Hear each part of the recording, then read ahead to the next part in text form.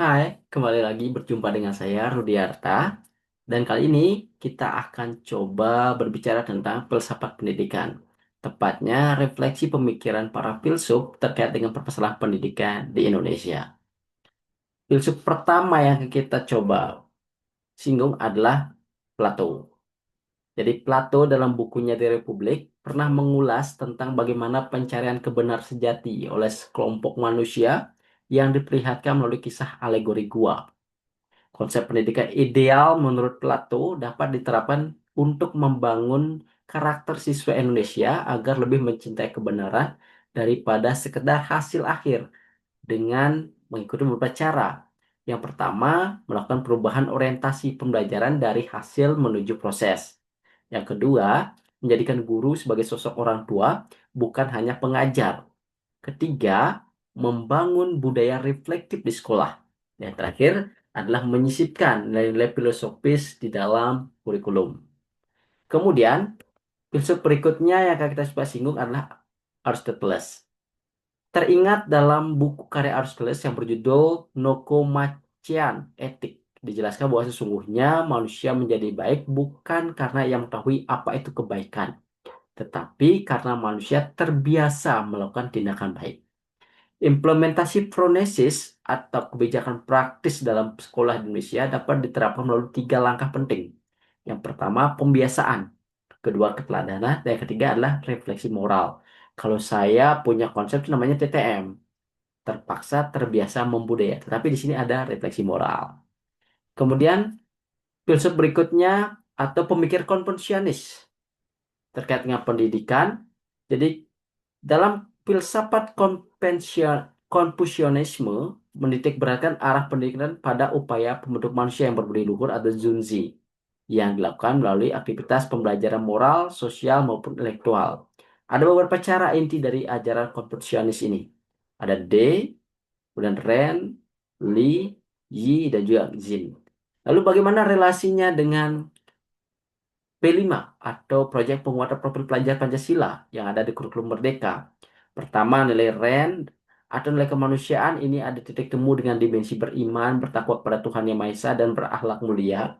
Kemudian nilai Li dan Yi itu memiliki keterkaitan dengan dimensi gotong royong serta berkebinekaan global. Dan nilai Z dan Zin itu ada relevansi dengan dimensi bernalar kritis serta mandiri. Kemudian filsuf berikutnya adalah pemikiran dari Descartes.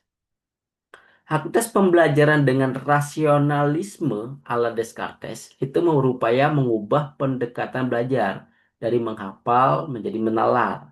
Untuk menerapkan hal ini, ada beberapa langkah yang kiranya bisa dilakukan di dalam sekolah di Indonesia. Yang pertama, pendekatan penalaran ilmiah menjadi inti dalam pembelajaran atau scientific learning. Kemudian yang kedua, ada keraguan metodis yang membuat siswa itu menjadi skeptis, rasa ingin tahunya begitu besar. Dan yang tiga, refleksi metakognitif. Atau di sini kita lebih mengedepankan cogito ergo sum. Aku berpikir maka aku ada. Sehingga siswa kita berupaya untuk selalu berpikir kritis terhadap berbagai fenomena permasalahan. Selanjutnya, filsuf John Locke. Nah, Locke memiliki pemikiran terkait dengan tabula rasa. Konsep tabula rasa atau lembar kosong siswa yang dikemukakan oleh John Locke ini bisa diterapkan dalam konteks pendidikan. Itu menjadi inspirasi bagi pelaksanaan SCL, Student Centered Learning. Melalui beberapa cara. Yang pertama, belajar itu disebut sebagai proses pengalaman langsung. Kemudian yang kedua, guru sebagai fasilitator dalam pengalaman belajar. Ketiga, pengalaman reflektif dan diferensiasi belajar. Yang terakhir, pembelajaran kontekstual dan kebebasan belajar. Jadi penekanan di sini adalah memberikan pengalaman langsung kepada siswa untuk belajar. Siswa adalah aktor aktif dalam pembelajaran, bukan sebagai penerima pasif. Lalu, filsuf berikutnya adalah Jean-Jacques Rousseau. Nah, Jean-Jacques Rousseau ini apabila pemikirannya dikaitkan dengan beberapa kasus pendidikan Indonesia, yang mana siswa itu sering kehilangan minat belajar, maka Rousseau menawarkan beberapa alternatif yang sifatnya humanistik. Pertama, pendidikan harus menumbuhkan rasa ingin tahu alami, bukan menekan beban akademik. Kemudian yang kedua, belajar melalui pengalaman langsung dan kebebasan eksploratif. Yang ketiga, guru sebagai pendamping perkembangan alami anak. Dan yang keempat adalah menumbuhkan otonomi dan tanggung jawab kepada siswa. Jadi kita memberikan tanggung jawab pada siswa kita sehingga dia tuh bisa tumbuh dengan alami menjadi pribadi yang lebih berarti bagi dirinya sendiri. Selanjutnya adalah Paulo Freire. Nah, Paulo Freire ini dalam bukunya Pendidikan Kaum Tertindas itu ya menyuarakan dengan lantang bagaimana sistem banking atau banking system yang berlaku dalam dunia pendidikan. Dan Freire itu berupaya menciptakan budaya belajar yang dialogis dan kritis yang bisa diterapkan oleh pendidikan Indonesia melalui beberapa cara. Yang pertama, pembelajaran harus berakar pada dialog, bukan ceramah. Kemudian yang kedua, peran guru harus bergeser dari otoritas pengetahuan menjadi fasilitator kesadaran. Kemudian yang ketiga, pendidikan harus membangkitkan kesadaran kritis. Yang keempat lah, pembelajaran harus berbasis pada konteks budaya lokal. Filsuf berikutnya adalah Michel Foucault. Jadi Foucault dalam karyanya Disiplin and Vanish serta Power or Knowledge menuliskan bahwa lembaga-lembaga formal kerap bertindak tidak netral dengan membuat individu dalamnya patuh melalui mekanisme pengawasan, penilaian, dan normalisasi.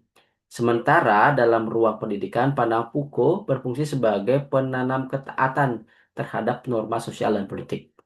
Gagasan Foucault terkait kekuasaan bekerja dalam dunia pendidikan dapat dijelaskan melalui beberapa hal. Pertama, disiplin sebagai mekanisme kontrol dalam pendidikan.